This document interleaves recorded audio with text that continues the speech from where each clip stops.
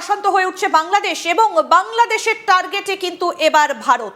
ঠিক কি ঘটনা ঘটেছে আপনাদেরকে আরো একবার জানাই যে গতকাল রাত্রি 10:45 নাগাদ সিঙ্গাপুরে চিকিৎসা চলাকালীন মৃত্যু হয়েছে ওসমান হাদির। আমরা সবাই জানি যে গত শুক্রবার গুলি লেগেছিল ওসমান হাদির গায়ে এবং তারপরে তাকে নিয়ে একটা তীব্র টানাপোড়েন শুরু হয়। কিন্তু এখন প্রশ্ন হচ্ছে যে ওসমান হাদিকে টার্গেট করেছিল কে, এবং ইতিমধ্যে বাংলাদেশের ভেতর থেকে নানা অশান্তির খবর উঠে আসছে। আপনাদেরকে এক এক করে আপডেটগুলো দিতে থাকবো। গতকাল ঠিক রাত 10:45টার সময় সিঙ্গাপুরে চিকিৎসা চলাকালীন মৃত্যু হয়েছে ইনকিলাব দলের মুখপাত্র ওসমান হাদির, এবং তারপর থেকে বাংলাদেশে আবার অশান্তির বাতাবরণ।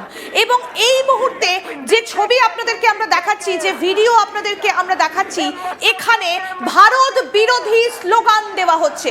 আসুন আপনাদের শোনাই, শুনুন।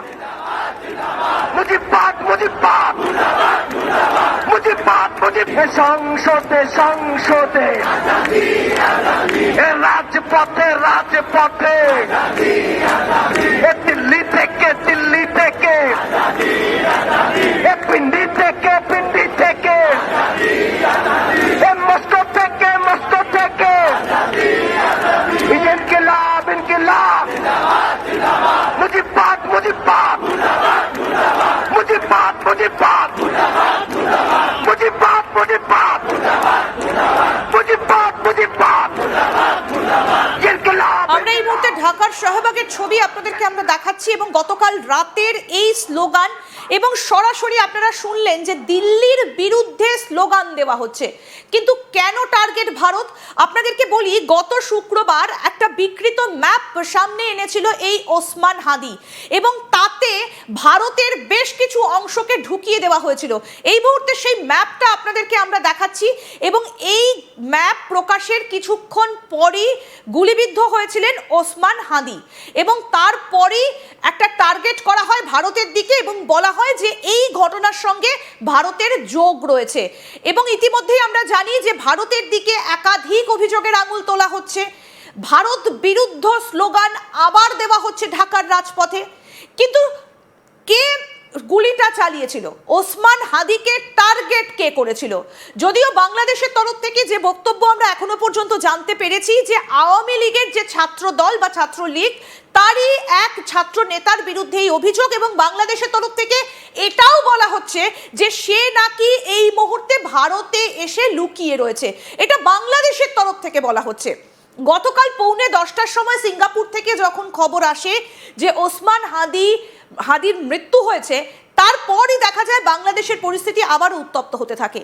এবং এরই মধ্যে আমরা জানি যে এতখানি দুঃসাহস মোহাম্মদ ইউনূসের যে তাকে, এই জঙ্গি হাদিকে শহীদ ঘোষণা করা হয়েছে। মানে ভাবতে পারছেন যে একজন এইরকম ওসমান হাদির মতন একজন মানুষকে শহীদ ঘোষণা করে রাষ্ট্রীয় শোক ঘোষণা করা হয়েছে বাংলাদেশের তরফ থেকে, এবং সেই বক্তব্যটাও আমাদের কাছে আছে। আসুন আপনাদের শোনাই। প্রিয় দেশবাসী, আসসালামু আলাইকুম। আমি আপনাদের সামনে হাজির হয়েছি অত্যন্ত হৃদয় বিদারক একটি সংবাদ নিয়ে। সিঙ্গাপুরে চিকিৎসাধীন জুলাই গণঅভ্যুত্থানের সম্মুখভাগের অকুতোভয় যোদ্ধা ও ইনকিলাব মঞ্চের মুখপাত্র শরীফ ওসমান হাদি আর আমাদের মাঝে নেই। ইন্না লিল্লাহি ওয়া ইন্না ইলাইহি রাজিউন। কিছুক্ষণ আগে সিঙ্গাপুরের পররাষ্ট্রমন্ত্রী ভিভিয়ান বালাকৃষ্ণন আমাকে টেলিফোনে এই হৃদয় বিদারক সংবাদটি জানিয়েছেন।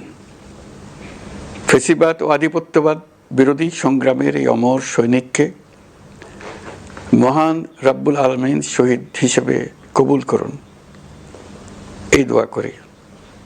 আমরা সবাই মিলে এই দোয়া করি। শরীফ ওসমান হাদির এই অকাল মৃত্যুতে আমি গভীর শোক ও দুঃখ প্রকাশ করছি। তার প্রয়াণ দেশের রাজনৈতিক ও গণতান্ত্রিক পরিসরে এক অপূরণীয় ক্ষতি।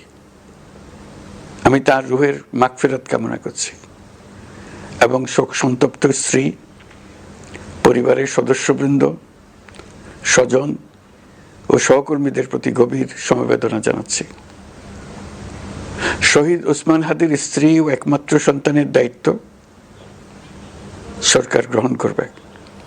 ইউনূসের বক্তব্যটা আপনাদের শোনালাম এবং কি দুঃসাহস তার, একে বলছেন যে অমর একজন সৈনিক বলছেন এবং তার পরিবারের দায়িত্ব নিচ্ছে সরকার এবং তার সম্পর্কে একাধিক বিশেষণ যোগ করা হয়েছে। আপনাদেরকে একটু জানিয়ে রাখি যে জুলাই আন্দোলন অর্থাৎ 2024-এ শেখ হাসিনা বিরোধী যে জুলাই আন্দোলন শুরু হয়েছিল সেই আন্দোলনের একজন নেতা ছিলেন কিন্তু এই ওসমান হাদি। আমাদের সঙ্গে রয়েছেন ভারতীয় সেনার প্রাক্তন কর্নেল দীপ্তাংশু চৌধুরী। কর্নেল চৌধুরী, আপনাকে স্বাগত জানাই আজ তাক বাংলায়।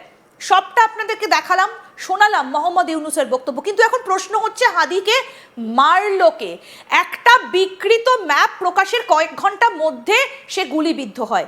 ভারতের দিকে কেন আঙুল উঠবে? আপনার কাছে কি আপডেট রয়েছে? দেখুন, আমি প্রথমেই শুরু করি, পিপিলিকা মরার আগে যে পাখা গজায় সেটা অবস্থা হয়েছে বাংলাদেশে। যে ভারত বিদ্বেষ, ভারতকে অশান্ত করা, ভারতকে বিখণ্ড করা, যে প্লট প্ল্যান গ্রেটার বাংলাদেশ, 7টা উত্তর পূর্ব রাজ্য কেটে নেওয়া, যেটা হাদি বলেছিল, ওসমান হাদি যে মুখ্য ভূমিকায় ছিল এই 7ই অগাস্টে যে গণজামাত অভ্যুত্থান হয়েছে। আমি ছাত্র অভ্যুত্থান, গণ অভ্যুত্থান না বলে জামাত এবং মৌলবাদীদের অভ্যুত্থান, যে গণ অভ্যুত্থান হয়েছিল মৌলবাদীদের, তা লিড করেছিল হচ্ছে ওসমান হাদি। এবং যতক্ষণ পাকিস্তানে আইএসআই যারা এই পুরো জিনিসটা কন্ট্রোল করছে, মোহাম্মদ ইউনূস একটা মোরালেস একটা পাপেট, তার একটা পুতুল। এবং আমরা বাংলায় সবাই পুতুল নাচটা খুব ভালো করে ছোটবেলা থেকে দেখেছি। পুতুল নাচের যে দড়িটা, সেটা যে সুতোটা, সেটা আছে কিন্তু Pakistan ISI lieutenant general Asim মালিকের হাতে।